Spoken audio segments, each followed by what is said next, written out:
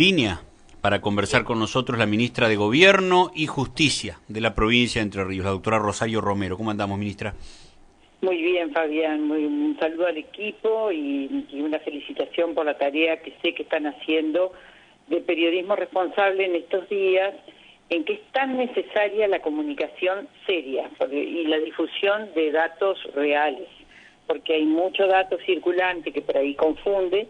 Entonces valoramos muchísimo desde el gobierno de la provincia, ayer lo dijo el gobernador en su conferencia de prensa, valoramos muchísimo la buena prensa.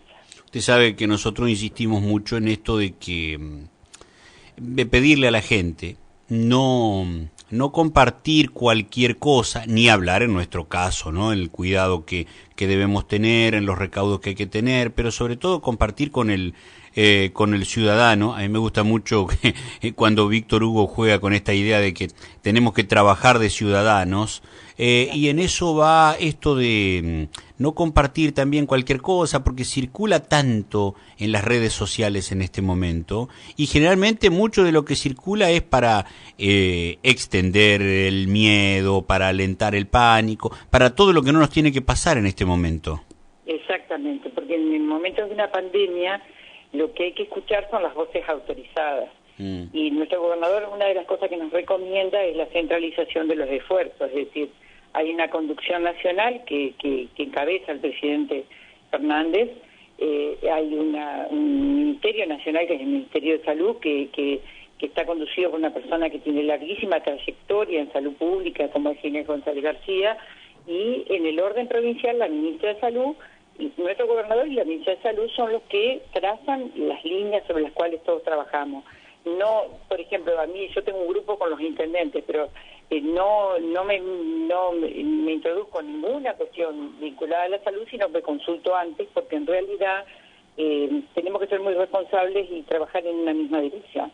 En medio de una pandemia, como en medio de cualquier crisis, no son importantes muchas voces, son importantes muchos esfuerzos y pocas voces, las voces autorizadas, la de los científicos, la de las conducciones de los procesos, la de las conducciones políticas vinculadas a la gestión pública. Esas voces hay que escuchar. Después todo lo otro que anda circulando, hasta por ahí yo digo, hasta hay un exceso de chistes, digamos, porque sí. Tampoco es bueno que todas las redes estén atravesadas por demasiado humor, porque también, pues, si bien el humor a veces viene bien una sonrisa, tampoco tan excesivo, porque en realidad lo que hoy necesitamos es información, es formación y es tratar de estimular que todos hagamos el aislamiento. Es vital para las consecuencias que pueda tener esta pandemia en la Argentina. Bueno, en ese sentido, en este último punto que usted ha tocado, desde el rol que le cabe como responsable de las fuerzas de seguridad de la provincia y desde lo que implica el ejercicio del Ministerio de Gobierno, tiene una responsabilidad muy alta en el cumplimiento, en la tarea por el cumplimiento del aislamiento, sobre todo desde lo que implica la acción de las fuerzas de seguridad que tienen que trabajar en pos de ello, ¿verdad? Así es, desde el día cero estamos con la policía desplegando esfuerzos en toda la provincia y tratando de multiplicar la cantidad de hombres y mujeres de la policía que están cumpliendo un rol junto con las autoridades sanitarias, con los intendentes, con el gobernador de la provincia, para lograr ejercitar estos controles que hay que tener para que se cumpla con la norma nacional. Ustedes saben que el decreto 297/20, que es el dictado por el presidente de la Nación, establece la obligatoriedad del aislamiento y el Código Penal prevé sanciones. Entonces, nosotros hemos hecho a lo que va hasta el día de ayer, estoy dando números, ¿no es cierto?, 160 detenciones por aplicación de las normas. Hemos notificado a la gente que tiene que quedarse en su casa 1.517 personas porque las notábamos demasiado sueltas en la calle sin ningún motivo. Claro. Y hemos notificado a 1.308 personas de que tienen que guardar cuarentena porque habían venido de un viaje o porque habían estado en contacto con algún familiar que había viajado. Toda esta labor la hacemos junto con la justicia, bajo las instrucciones de los fiscales. Por eso ayer, por ejemplo, tuvimos reunión con los fiscales federales a la mañana, con el procurador general de los fiscales, que es el doctor Ricardo Álvarez, que está acá en Paraná, y hemos mantenido contacto con fiscales de la costa del Uruguay, con el juez federal de la costa del Uruguay, con el doctor Ceró, y con el juez Ríos de acá de Paraná, y estamos en combinación con los jueces de ejecución de pena, con el doctor Rossi, con la doctora Bértora, por el tema de las cárceles. Ayer tuvimos 2 reuniones importantes. Una de las fuerzas conjuntas, policía, gendarmería, prefectura, se juntaron a ajustar acciones a la tarde, y a la mañana tuvimos la reunión con los fiscales, reuniones que tenemos con la mínima cantidad de personas posible, y quedamos al habla en los teléfonos, digamos, tenemos grupos telefónicos con comando unificado a nivel nacional, tenemos con los intendentes, estamos tratando de usar la tecnología para evitar juntarnos, digamos. Y hoy trataré en el ministerio, en un ratito que voy a ir, después seguiré trabajando en casa, el tema cárceles. Vamos a proporcionar algunas respuestas a algunos pedidos de los internos, vamos a comunicarnos con los jueces nuevamente. No tenemos conflicto en nuestras cárceles, pero queremos evitar que los haya. Ahí quería detenerme justamente porque es una noticia de estas horas, el tema de la realidad de las cárceles, cómo está en Entre Ríos. Usted me dice que no hay conflictos, ¿hay algunos planteos de los internos? Sí, hay petitorios. Hay petitorios que tienen que ver con más elementos de limpieza, que estamos fortaleciendo esta provisión de elementos de limpieza, se los vamos a dar. Algunos elementos vinculados a tomar mate o a tener alguna ingesta más de alimentos, que también vamos a satisfacer. No le hemos cortado la provisión de alimentos por parte de sus familiares o de ropa limpia. Eso se ha facilitado en todas las unidades penales. Hemos dado expresas instrucciones de que ese vínculo con la familia no se corte. Por supuesto que nosotros revisamos, si es necesario desinfectamos algún elemento que se ingrese, pero con esa revisación tratamos de que el vínculo con la familia no se corte desde ese punto de vista. Y bueno, y tratamos de dialogar con los internos, estamos haciéndolo en todas las unidades penales, a los efectos de que se entienda la importancia de la cuarentena. De hecho, los internos la han entendido que es por su protección, porque si fuera normal la afluencia de visitas tendríamos un serio problema para ejercer los controles, y además estamos estableciendo un factor más de contaminación. Claro. Hoy por hoy está cortada la visita, ¿verdad? Sí, está cortada la visita por el decreto presidencial. Sí, claro. Porque el decreto presidencial estableció excepciones, entre las cuales no están los penales. Y recordemos, Fabián, que en un patio o en un lugar de visita en las unidades penales se junta mucha gente. No es que hay un habitáculo distinto para cada interno, sino que muchas visitas se juntan entre muchos, es decir, juntan muchas personas, entonces eso hay que evitarlo. Así que bueno, estamos con varios frentes de trabajo vinculados con la seguridad, vinculados con la justicia. El Poder Judicial ha adoptado hacia el interior medidas también de sanitarias que evita que se concurra a los juzgados. Se han establecido guardias mínimas, ha habido 2 o 3 acordadas ya de un superior tribunal, estableció una especie de asueto con presencia mínima en los lugares de trabajo, y funcionan lo que es necesario y urgente, por ejemplo, situaciones de violencia, situaciones de delito, todo eso se atiende, pero lo demás, lo que son las audiencias comunes, eso no se atiende y se posterga hasta después de del aislamiento obligatorio. Ahora vuelvo al tema de la justicia por un ratito, o sea, del funcionamiento del servicio de justicia, pero déjeme la última en relación con el tema cárceles. Usted sabe que en distintas unidades, sobre todo lo he visto en otros países, se han tomado algunas medidas de determinar o arrestos domiciliarios o escarcelaciones. En general ¿cuál es la situación de las cárceles de Entre Ríos, digo, en cuanto a la población, superpoblación, a la situación hoy por hoy de los internos? Bueno, nosotros tenemos 2.600 internos en nuestras cárceles, de las cuales 600 dependen del sistema federal, es decir, de los jueces federales. Claro. Tanto jueces federales como jueces provinciales utilizan la herramienta de la prisión domiciliaria en aquellos casos en que corresponde, y en muchos casos con lo que se conoce como pulsera electrónica, con un dispositivo electrónico de control. Esa es una herramienta que los jueces sin duda ante esta emergencia van a usar para aquellas personas que tengan un cumplimiento de la pena que esté muy cerca de obtener la libertad. Claro. O que se encuentren en una situación de salud que justifique esa prisión domiciliaria. Eso ya es resorte de los jueces. Todos están atentos a esas situaciones. Desde la Dirección General del Sistema Penitenciario se les ha informado. Y ahí, perdón, ministra, ¿y ahí quién resuelve? Por ejemplo, en el caso de la nuestra, ¿no? De la ordinaria, de la provincia, ¿los jueces de ejecución de pena? Exactamente, exactamente. Los jueces de ejecución de pena y también en el caso de los jueces federales resuelven los mismos jueces federales. Así que los jueces federales tienen ese compromiso y están analizando aquellas situaciones en que pueda justificarse la prisión domiciliaria. De hecho, lo hemos conversado, se va a resolver así, pero tiene que darse el cumplimiento de las normas de la 24660, es decir, la 24660 es la ley que establece las distintas etapas de cumplimiento de una pena y recién el interno goza de ciertos beneficios de salida cumplida una proporción grande de la pena, lo mismo de libertad condicional cumplido 2 tercios de la pena.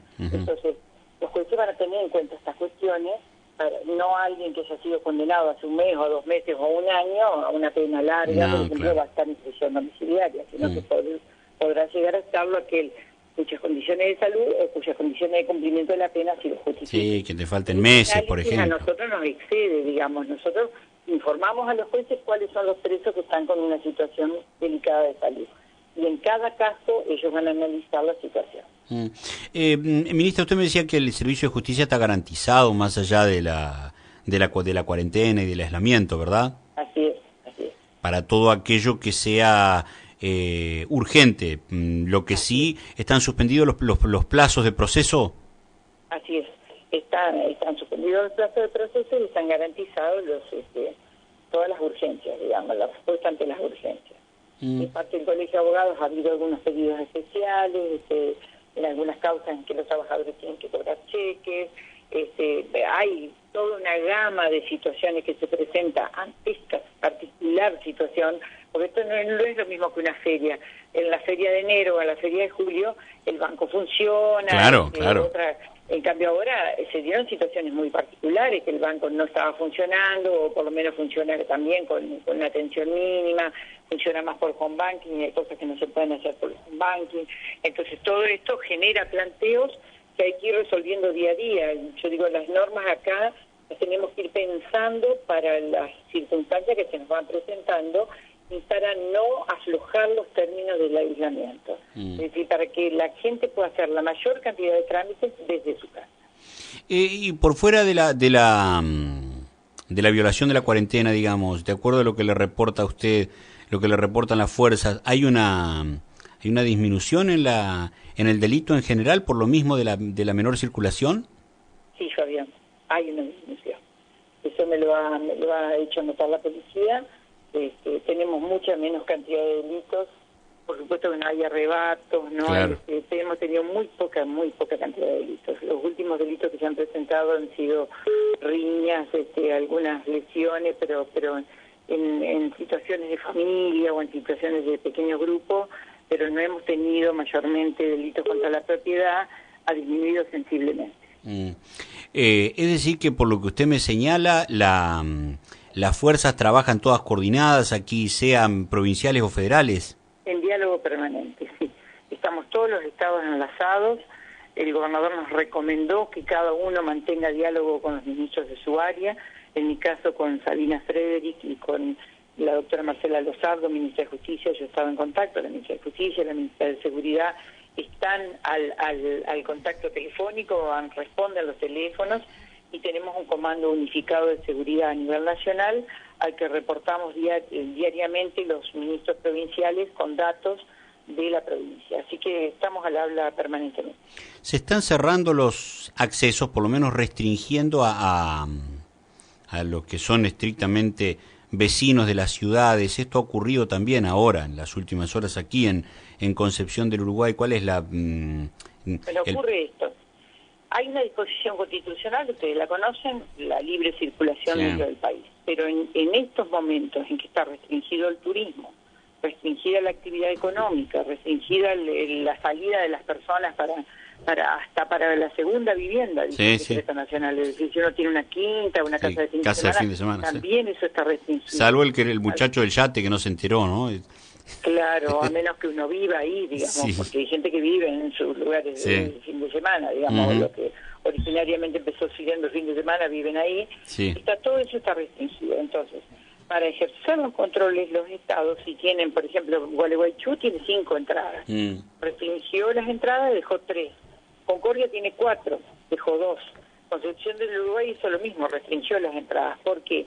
No para impedir el paso, pero sí para poder ejercer los controles. Entonces podemos hacer un control sanitario y podemos evitar que la gente se vaya de paseo, digamos, porque no puede hacerlo. Sinceramente, esto es una medida de control que necesitamos hacer, porque si fuéramos todos ultra disciplinados y cumplidores de la norma, no necesitaríamos hacerlo. Es que ni el aislamiento sería necesario de este modo obligatorio, si que todos entendiéramos qué es lo que tenemos que hacer. Exactamente. Y Rosario, lo mismo hemos recomendado para los edificios que tienen amenities o servicios especiales.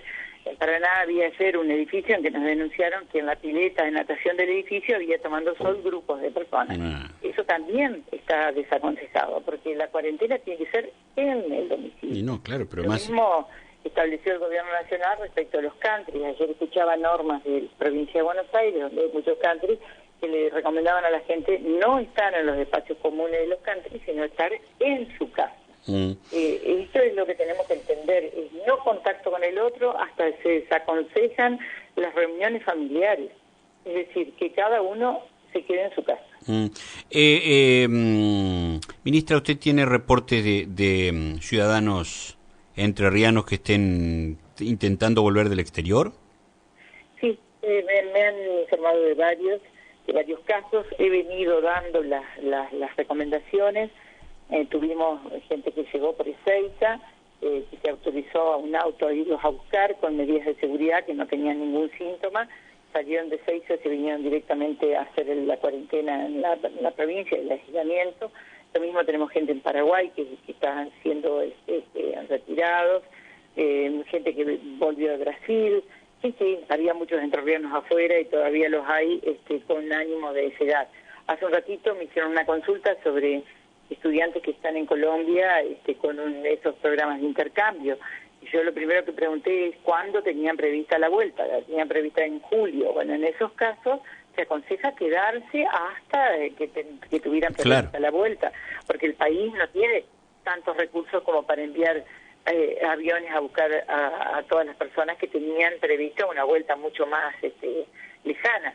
Y además se desaconseja ese movimiento, así que por más ansiedad que tengan las familias, en esos casos pedimos prudencia y que cada uno respete el tiempo de vuelta que tenía pensado. Si total hoy las comunicaciones son fluidas como para que nos podamos enterar de cómo está la familia que está afuera. Así que, tal cual. Bueno, y quienes se fueron a la costa, como bien se dijo ayer desde Presidencia de la Nación, conociendo la medida de aislamiento, tendrán que quedarse en la costa hasta cumplir el aislamiento obligatorio. Esperar que se termine la cuarentena en la costa, claro. No se va a dejar el tránsito por miles de personas en la Ruta 2, porque eso también está desaconsejado. Ustedes, todos los que hemos viajado a la costa argentina, sabemos que en la Ruta 2 las estaciones de servicio, los lugares de comida, se llenan por cientos de personas. Entonces, eso vulneraría todas las medidas sanitarias recomendadas. Entonces, a quienes se fueron la semana pasada,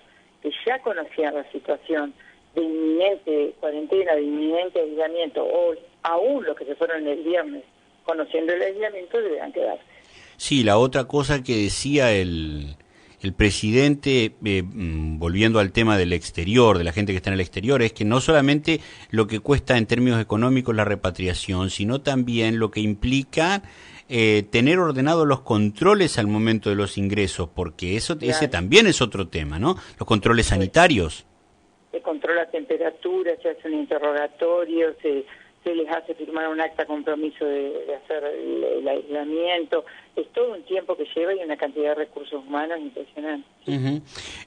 Bueno, ¿y los intendentes le han pedido alguna cuestión especial en este tiempo?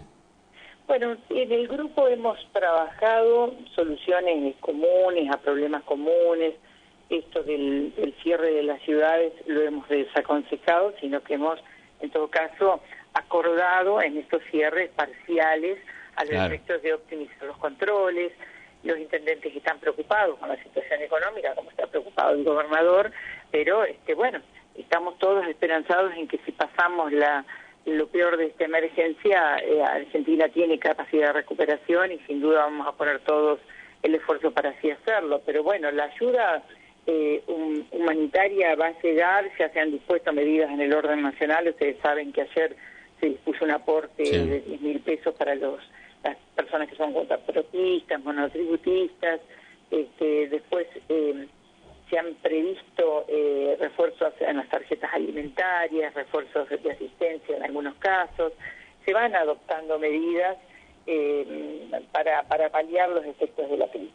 Acá se va a sentir... Son las preocupaciones de los intendentes también. ¿No? Se va a sentir en todo... Por un lado, que se cumpla la medida de aislamiento y por otro lado, la ayuda económica. Sí, digo, se va a sentir en todos lados porque es un problema del mundo, y en todo el país ni que hablar, pero en el caso de Entre Ríos va a pegar fuerte en un sector muy importante que venía en una levantada linda, que es el turístico, ¿no?